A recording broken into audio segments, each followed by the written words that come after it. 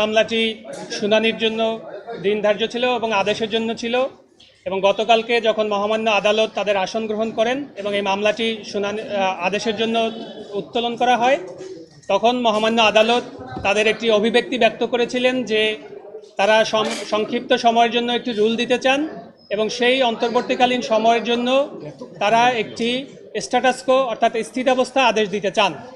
এবং আপনারাও অনেকে গতকালকে আদালতে উপস্থিত ছিলেন, অনেক বিজ্ঞ আইনজীবীও ছিলেন, কিন্তু এরপরে যে একটা পরিস্থিতি তৈরি হয়েছিল সেটা আপনারা নিজেরাও প্রত্যক্ষ করেছেন। সেখানে জনাব ইশরাক হোসেনের পক্ষে যে আইনজীবীরা ছিলেন তারা সেখানে তখন আদালতকে এক ধরনের আনডিউ প্রেশার দেওয়ার একটা চেষ্টা করেছেন এবং আজকে যখন আদালতে আদেশের জন্য দিন ধার্য ছিল, আদালত শুরুতে উঠেই তারা জনাব যিনি বারের সভাপতি ছিলেন তাকে ডেকে নিয়েছেন এবং ডেকে নিয়ে যিনি এই বেঞ্চের কনিষ্ঠতম বিচারপতি ছিলেন, বিচারপতি জনাব দেবাশিস রায়চৌধুরী, তিনি সরাসরি বারের সভাপতিকে ডেকে বলেছেন যে গতকালকে তারা কোর্ট থেকে নেমে যাওয়ার সময় বারের সভাপতি যাকে রিপ্রেজেন্ট করছিলেন তাদের সাইড থেকে এমন একটি বাজে আলাপ করা হয়েছে যেটা একটা ভীতি সঞ্চারের মতো অবস্থা তৈরি হয়। সেখানে স্পষ্ট করে বলা হয়েছে যে এই মামলায় যদি রুল দেয়া হয় তাহলে কোর্টে আর বসতে দিব না।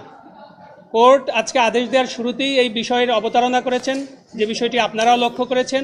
এরপরে কোর্ট আজকে ডিটেল তাদের লিখিত অর্ডার সেটি পাস করেছেন এবং অর্ডার পাস করে শুধুমাত্র লুকাস স্ট্যান্ডি গ্রাউন্ডে এই আজকের রিটটি খারিজ করেছেন বলে কোর্ট অভিমত ব্যক্ত করেছেন।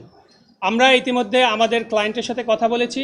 আমাদের ক্লায়েন্টের ইনস্ট্রাকশন হচ্ছে আমরা উচ্চতর আদালতে যাব, মহামান্য আপিল বিভাগে আমরা আপিল ফাইল করব এবং আপিল ফাইল করা অবস্থায় যেহেতু এই বিষয়টি সাবজুডিস ম্যাটার থাকবে, এখানে স্থানীয় সরকার মন্ত্রণালয়ের শপথ পড়ানোর আইনগত কোনো সুযোগ থাকলো না। এটি হচ্ছে আমাদের অভিমত। আপনারা আজকেই যাচ্ছেন তাহলে, কিন্তু কোর্ট তো মাঝখানে শুক্রবার শনিবার বন্ধ, সেক্ষেত্রে কি হবে? জি, আপনারা জানেন যে কোর্ট বলেছেন যে আজকেই তারা চেষ্টা করবেন যে এই যে আদেশটি সেই আদেশটি তারা সাইন করে দিতে। আমরা নকলের দরখাস্ত দিয়েছি ইতিমধ্যে। আমরা নকল প্রাপ্তি সাপেক্ষে আজকেই যদি আমাদের যাওয়া সম্ভব হয় আমরা যাব, না হলে পরবর্তী যেদিন ওয়ার্কিং ডে থাকবে সেদিনই আমরা দ্রুততম সময়ের মধ্যে আমরা ফাইল করব। জি, আমরা আপিল ফাইল করার চেষ্টা করব এবং আমরা সংশ্লিষ্ট যে রেসপন্ডেন্ট ছিলেন তাদেরকে আমরা অ্যাডভোকেট অন রেকর্ডের লয়ার সার্টিফিকেট দিয়ে আমরা বিষয়টি জানিয়ে দেবো যে আমাদের ক্লায়েন্টের থেকে ইনস্ট্রাকশন আছে, আমরা মহামান্য আপিল বিভাগে যাব। একটা বিষয় সেটা যে আপনাদের তো এখন হাইকোর্ট রিজেক্ট করছে, জি, আপনারা আপিল করেন নাই, ইন দ্য মিনটাইম শপথে কোনো বাধা নেই না। এটার ব্যাখ্যাটা হচ্ছে যে স্থানীয় সরকার মন্ত্রণালয় আসলে তার প্রতি ট্রাইব্যুনালের যে রায় সেই রায় কোনো ধরনের নির্দেশনা ছিল না, তারা এটার পার্টিও ছিল না। অতএব স্থানীয় সরকার মন্ত্রণালয়ের ইচ্ছা এবং অনিচ্ছার উপর নির্ভরশীল তারা এই শপথটির আয়োজন করবে কিনা।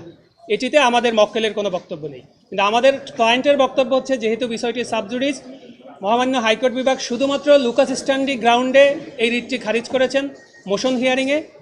এই পয়েন্টটি আমরা যদি মহামান্য আপিল বিভাগে স্যাটিসফাই করতে পারি, ইনশাল্লাহ আমরা আদেশ পাবো বলে আমরা আশা রাখছি। ঠিক আছে।